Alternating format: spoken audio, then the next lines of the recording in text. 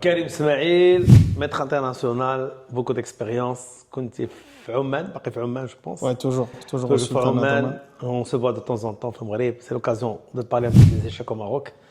Alors, j'aimerais bien avoir le parcours d'IALEC, l'expérience que vous avez eu à Oman. Et est-ce qu'on peut avoir de l'expérience à Oman?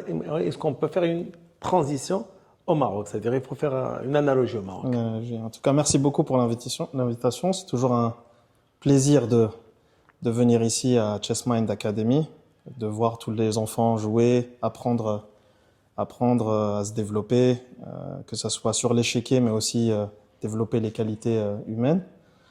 Et développer les échecs dans un pays, ça demande aussi, je pense, d'être sur le terrain. Il faut connaître aussi les différentes problématiques. Je pense que Oman, c'est un pays différent du Maroc, c'est pas la même population, c'est pas le même niveau des joueurs. Moi, quand je suis arrivé à Oman, il n'y avait pas de fédération en 2013. Donc, on a dû vraiment créer des choses petit à petit, développer les joueurs d'échecs. Il y avait beaucoup d'adultes qui jouaient, beaucoup moins de jeunes. Le Maroc, c'est vraiment, il y a énormément de jeunes joueurs, de jeunes talents. Il y a déjà une culture échiquienne. On voit quand on organise des tournois, il y a déjà 100, 150 joueurs d'un bon niveau. Donc, il y a déjà des champions. On a déjà eu Hicham Hamdouchi qui était grand maître international. Il y a un nombre aussi Mais ça, c'est de l'histoire. Parce que Hicham Hamdouchi, ça fait 30 ans qu'on n'a pas entendu le mot grand maître au Maroc. Ouais, grand maître, ouais. Ça a dû à quoi? Grand maître, je pense que ça demande énormément d'efforts et énormément de jeu et de sacrifices. Quand on dit grand maître, on a l'impression des fois que c'est quelque chose de facile. A plus B égale C. Non, grand maître, c'est vraiment beaucoup de... C'est une équation beaucoup plus compliquée. Voilà, exactement. Grand maître, ça demande du jeu, ça demande aussi des fois, comme je pense Hicham l'a fait, de changer de pays. Il est parti s'installer en Espagne, jouer des tournois en Espagne, participer à des tournois ensuite internationaux. Est-ce que maintenant il y a les conditions pour faire l'éclosion d'un grand maître, actuellement? Au Maroc, je pense pas. Je pense que c'est difficile parce que ça demande un écosystème. Il faut avoir des clubs qui sont bien organisés. Ensuite, il faut avoir bien sûr les ligues qui font la relation entre les clubs et la fédération. Il faut que la fédération aussi joue son rôle dans les participations internationales, etc. Donc je pense que il y a des possibilités. Avec le travail, tout est possible, bien sûr. Il y a toujours Mais c'est tout un travail. Ah oui, c'est tout un travail. Faut redémarrer dès le début. C'est surtout, je pense, une synergie. Ça veut dire que tout le monde doit travailler ensemble. C'est comme dans un club, il y a des joueurs, il y a un entraîneur, il y a des présidents. Chacun doit savoir qu'est-ce qu'il fait, quelle est sa fonction pour pouvoir ensuite permettre à ces joueurs d'éclore et de montrer leur talent.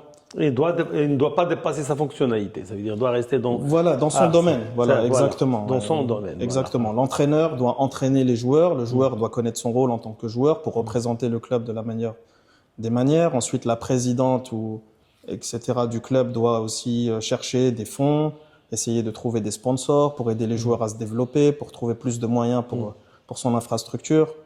Donc, je pense que c'est ça.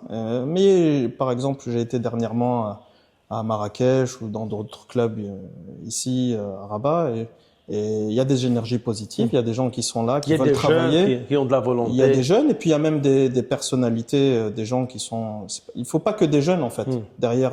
Derrière les enfants, il y a les parents aussi. Il y a les parents. Il y a les parents, ça veut dire qu'il y a des parents qui sont là aussi pour faire des sacrifices pour leur enfant parce que passer un week-end... c'est coûteux, c'est coûteux. C'est coûteux, mais c'est surtout aussi du temps. C'est pas forcément le coût, c'est surtout aussi, je pense, le temps. Le temps, c'est de l'argent. Voilà, le temps... Le temps, c'est de l'argent. Exactement, mais c'est surtout, je pense, quand on est avec ses enfants, on compte pas.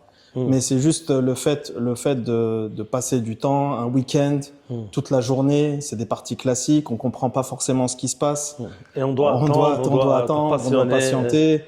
Donc les parents, être passionné aussi. Voilà, les parents font beaucoup de sacrifices et donc ces sacrifices doivent être aussi à la hauteur de quelque chose. Donc les clubs, ils ont une responsabilité. C'est-à-dire moi, je suis prêt à sacrifier mon temps en tant que parent pour que mon enfant progresse aux échecs. Mais ça, c'est pendant des années. Hein. On ne parle pas de 2 ans, 3 ans, on parle de 10 ans.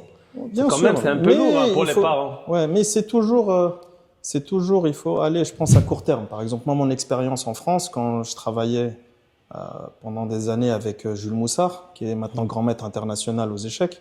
Quand on a commencé et qu'il avait l'âge de 6 ans, on réfléchissait pas au titre de grand maître. Notre objectif, c'était juste comment être champion de France poussin, dans sa catégorie, 8 ans. Et ensuite, comment gagner petit poussin, etc. Donc, petit poussin, poussin. Oui, et d'ailleurs, c'est le seul joueur de France à avoir gagné le championnat de France dans toutes les catégories. Ça veut dire qu'il a gagné de petit poussin, poussin, pupille, benjamin, cadet, junior. Et ensuite, il a gagné le championnat de France senior aussi. Donc, en fait, il y a un plan à 10 ans, mais il faut qu'il soit réparti aussi sur des périodes à court terme. C'est-à-dire, déjà, on va essayer de créer un champion dans une certaine catégorie, de lui donner les moyens. Et petit à petit, ça va créer un champion. Mais ça, il y a la vision à long terme et la vision à court terme. Et je pense qu'il faut toujours se concentrer sur le court Est-ce qu'à terme. votre avis, faire de la promotion des échecs scolaires, est-ce qu'il peut aider à avoir des champions, à découvrir des talents? Ou là, on doit travailler sur les talents qu'on a déjà, qui sont bien préparés, qui ont travaillé pendant 10 ans, pendant 5 ans.